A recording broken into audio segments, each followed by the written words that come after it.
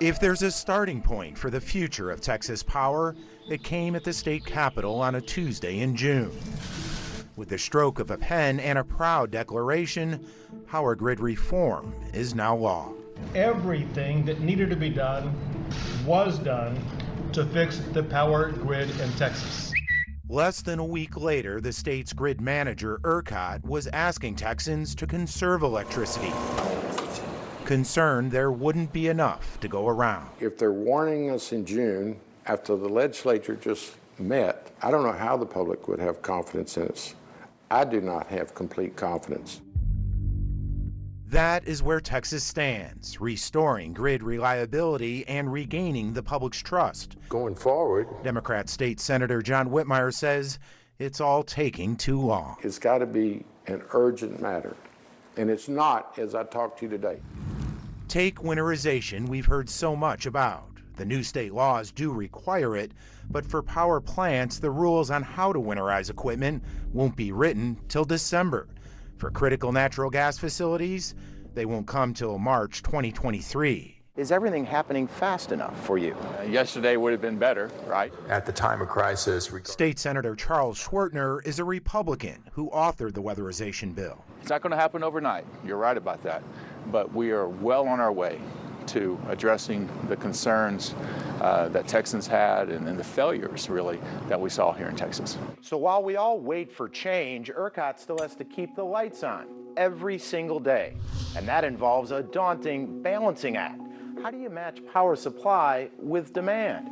The state's top utility regulator likened it to jumping out of a plane. Every morning we're skydiving, and you only get one chance for it to go wrong. You don't run a multi-billion-dollar process day by day by skydiving, not knowing if your parachute's going to open. Ed Hers is a University of Houston Energy Fellow and KHOU's energy expert. This is not the way a grid is supposed to be managed. The problem, says Hers, lies in the very way the ERCOT market's designed.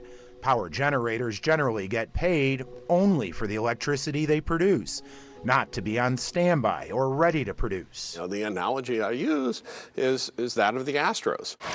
In an electricity-only market, only those 10 guys taking the field tonight are going to get paid.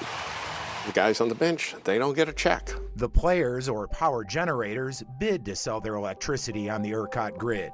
That competition often means low prices, but low revenues too. For 8 of the last 10 years, in the ERCOT market, the Independent Market Monitors Report, so that's the referee, the scorekeeper, has pointed out that revenues have not covered cost. So if revenues don't cover cost, they're not being paid to reinvest. Reinvesting would mean keeping the equipment ready to go. The ERCOT market hinges on what's known as scarcity pricing. Energy prices shoot up when power becomes scarce and reserves run low, sometimes dangerously low, like during extreme weather.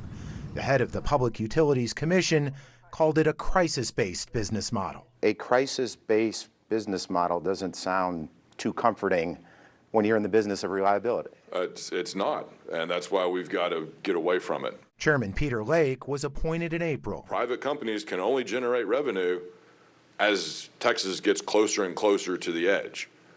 And that's, as you said, that is not a good way to run a reliable grid. And so Chairman Lake is pledging to redesign the entire market from scratch, an overhaul to pay companies for reliable and consistent power, not just in crisis mode. What that will look like, just like with the other reforms, will take time. We won't know till the end of the year.